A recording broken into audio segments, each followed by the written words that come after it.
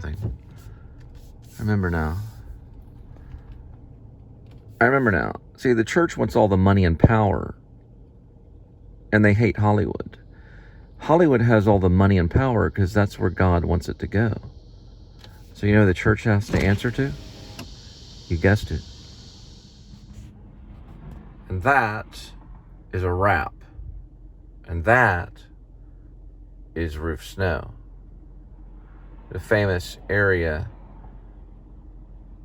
where these crazy people probably had a gun. They were arrested by the police when we were teenagers. Tried to run us off the road and throw beer bottles in our car and try to kill my punk rock friends because they were meth heads that were on methamphetamine, and they were chasing us around trying to kill us. I went to a Whataburger and I was like, hey, and there was a police officer there eating a hamburger, thank goodness. I was like, yeah, these guys were throwing beer bottles inside our car. You know, they were like in a truck driving along there. They're driving that way. We were driving this way, and my friends were in the back. And they were throwing beer bottles like in our car. They wanted to kill us. We had girlfriends with us and friends. I mean, of course, we were not that sober. To be honest, we were coming off of LSD at that time. But I ran in anyway, and I was like, hey, you know. And so the police drove over there and arrested them really quick. They were already criminals. The guy had almost blown up his house with a gasoline tank. He was doing experimental stuff with gasoline in his garage. They were huffing gasoline in the garage, and it set the garage on fire. And this happened like a few weeks before they were trying to kill us. They were very high on a lot of like methamphetamine speed, and they put them in cuffs. And I guess they found speed in their car. They were selling it, all kinds of stuff, and they came after us. And I thought maybe they had like an assault rifle or something in their vehicle. They were going to gun us down. I just had like a paranoid thought because we were basically getting off of white blotter, a form of low-grade LSD, because our LSD was very low-grade. It was a club introduction kind of thing. You go into the club and they give you some LSD. They used to give out ecstasy for free, but it happened all off of Roof Snow. The club stuff happened in Dallas. We were coming off of all the drugs, and we were on a Roof Snow. This is in the 90s. What the hell is that? It looked like a llama. And, you know, that's what happened. And we got away. I mean, we survived. We were able to get away from the meth heads.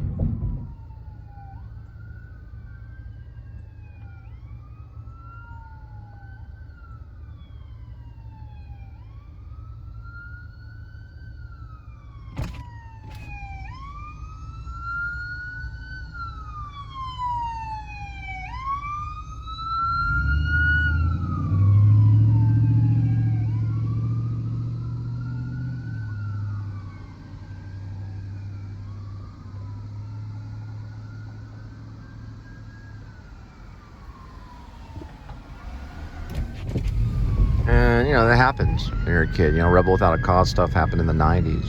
People chasing other people, doing all this crazy stuff. Throwing stuff at their car. They just keep on rolling. Keep on rolling. School of Rock it's good, you know. It's good for your kids. Increases your kids' intelligence so they can pass the SATs better.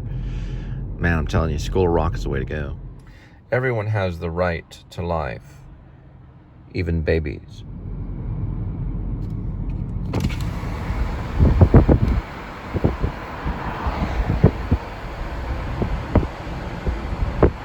Hey, Hollywood, California, eat me.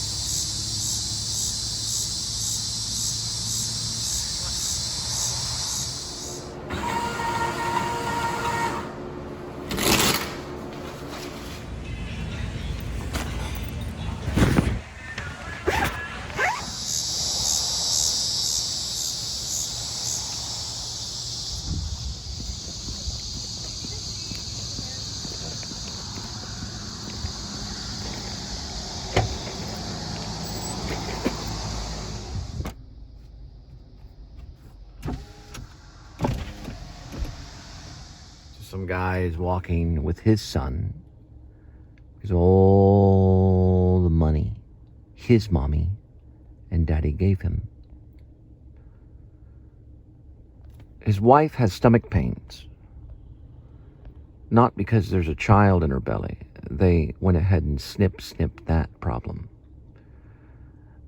But the problem with the man is that he only has one child.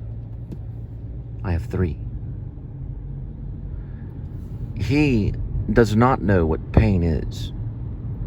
And he proudly walks with his child, teaching him the way of the homo. And the reason why is because of control and power, not because of God and love. And he wants to know what I'm looking at before his son to show that he is less powerful than me. He wanted to show his son how weak he is and what an embarrassment he will be for the remainder of his days. I was recording the sound of cicadas. That's all I was doing.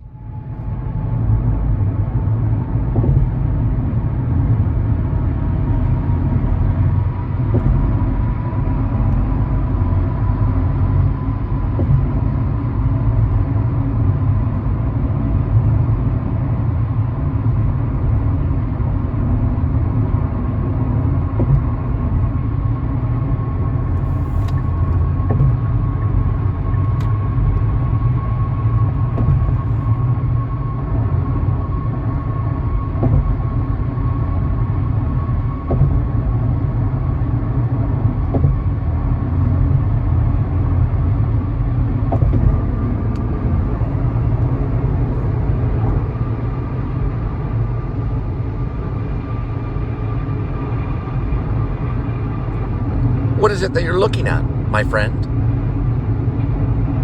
My pastor wants to talk to you. Right, because your pastor's a pervert.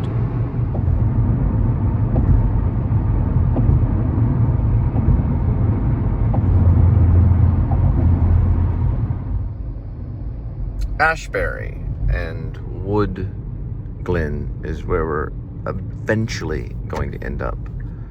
We are in, it's Asbury, sorry about that.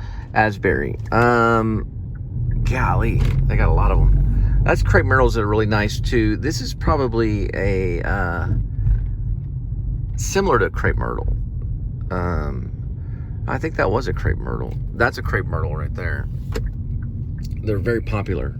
A lot of this, actually almost every city I go into, I can at least see one crepe myrtle. There's another one right there. And then we're going to Wood Glen, like I said earlier. Just like I said. Mostly what I said will come true, just like I'll win an Oscar. That is as true as nature. As true as blue.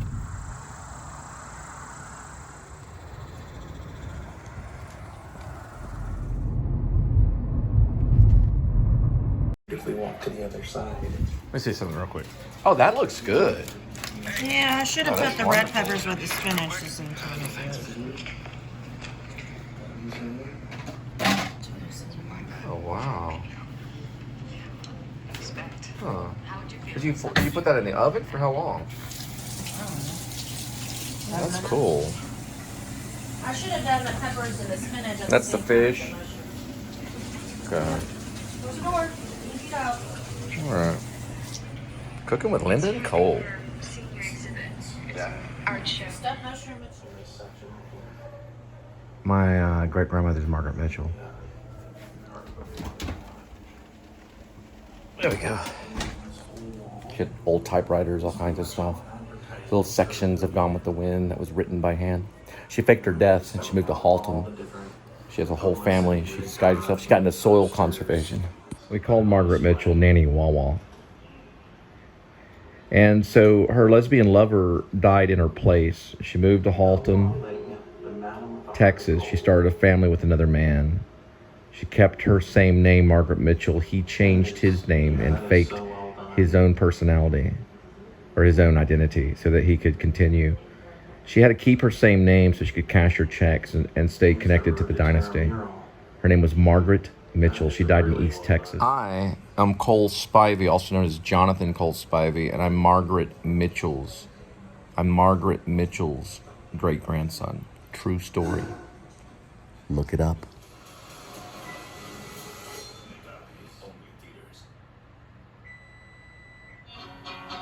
Oh boy. All right. Hey, I'm gonna take the fish out, okay? Okay, can you start the microwave for 4 minutes? The microwave?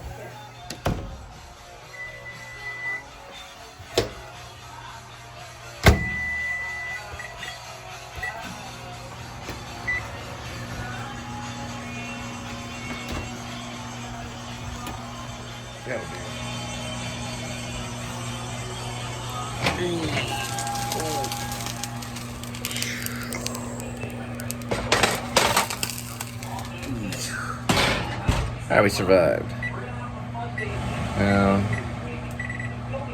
Yeah, I don't, her name was Margaret Mitchell, my great grandmother. That's actually fact. Her name was Margaret Mitchell. But we don't know about never met the guy that she married. So I never met the guy that she married. Never moved around the house or anything. Supposedly she lived on her own. We always saw her on her own. Everyone that knew her she was on her own. She called me Red Eyes. She called me Red Eyes because she had gone on to this old voodoo place on this like Hawaii island kind of thing. I don't even know if it's Hawaii Island, some island. She came back with this little trinket. It was like a shrunken head that had red eyes. And when she gave it to me, it scared me. Plus, before that, I had seen a Doberman Pinscher with red eyes or something like that over by where my dad lived, or I thought it had red eyes. So she called me Red, or Red Eyes. But Margaret Mitchell's husband she named him Red. True story. So Margaret Mitchell, my great-grandmother, died in East Texas. Greensboro, something. It's Greensville or something like that. Anyway, she was a chain smoker. So she died pretty much with a cigarette in her mouth. We saw her right before she had died. And she was going back and forth to the bathroom to smoke. And she was even on oxygen, so she couldn't smoke around the oxygen machine. So she died of extreme emphysema. So cigarettes killed her. Her daughter, Ann Mitchell, also, she married an Apache. And right before Ann died, I read Songs of Solomon to her before Ann Mitchell. She had a different name, but it was her daughter was Ann Looney. I think she went by Looney because her husband was actually an Apache. No one knew about this until the moment before her death. She did not release the tribe name, or she didn't release the tribe who was Apache, because Apaches had a bad rep. Do the research. Margaret Mitchell is connected to an Apache dance that went on, a ritual dance that she celebrated and wrote about. Margaret Mitchell wrote about this Apache dance that happened at some women's convention. It was like a women's group, because she belonged to writers and stuff. She was very sexual and out of control, all kinds of stuff. So when her lesbian lover died, got hit by a car, she was buried in her place. They did a little switcheroo in the coffin. Oh, it should be ready. It's a true story. So she came to start over. She didn't want any of us to have any of the dynasty because she knew it was corrupt, because it was hurting her. Plus, it was giving her an emphysema. It's bad anyway. Why I went to Hollywood, why at the Actors Studio, and why I write like crazy and have written novels myself. There was an old typewriter, Royal typewriter my mom's had. My mom has it in Maine.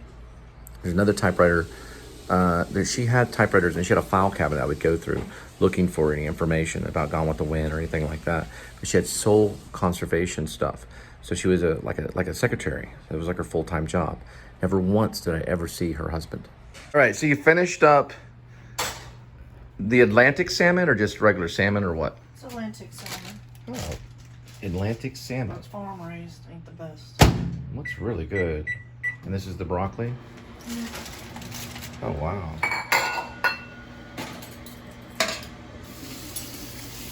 Yes, I washed it. It does look good. What's inside the microwave? It's a potato. Oh, potato in a bag.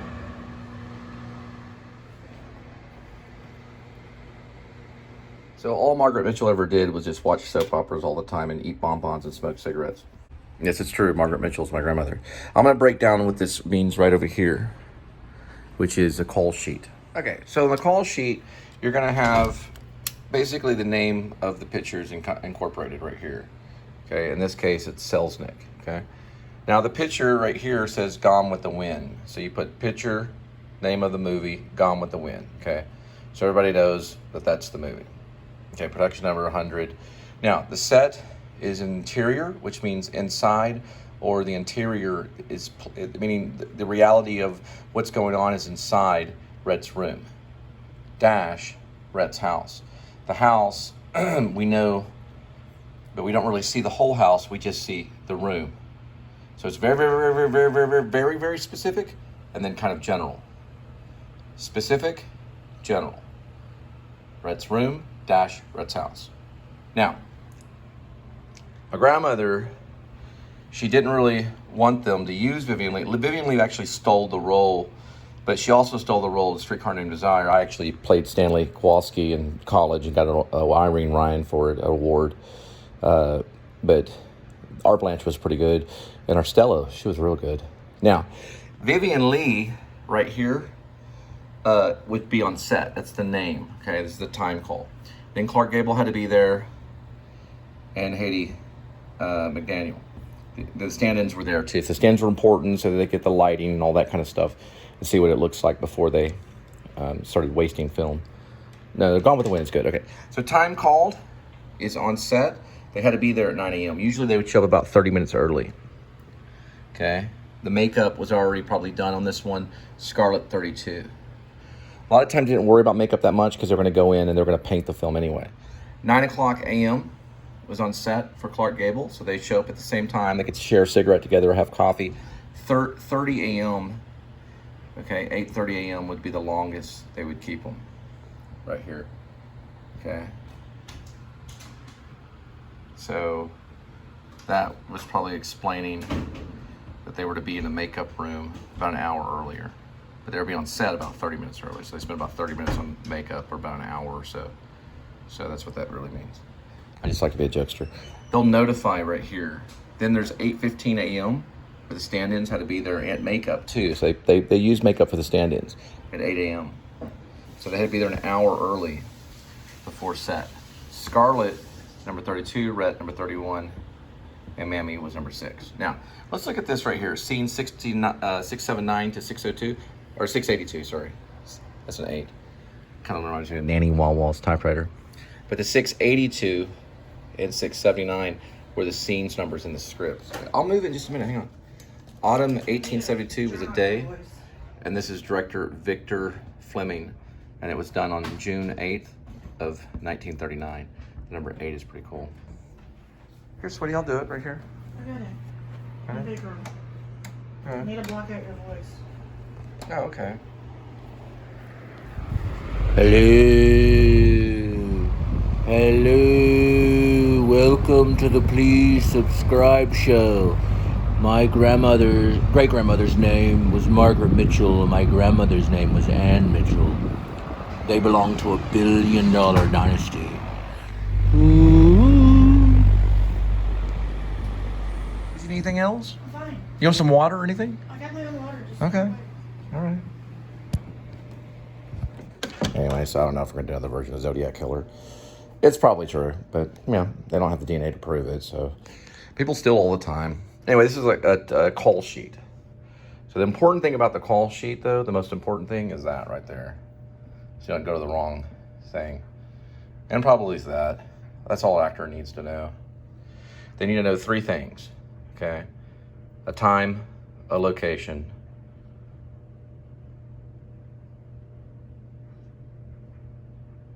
I know it's three things. Time, they gotta have a time, a location, and the date. So where's the date? Right here. Look at the date. The location is right here, stage 11. The time is right here. That's all they need to know. You don't need to know anything else. Well, you could get by without the lines, but the lines help. Yeah.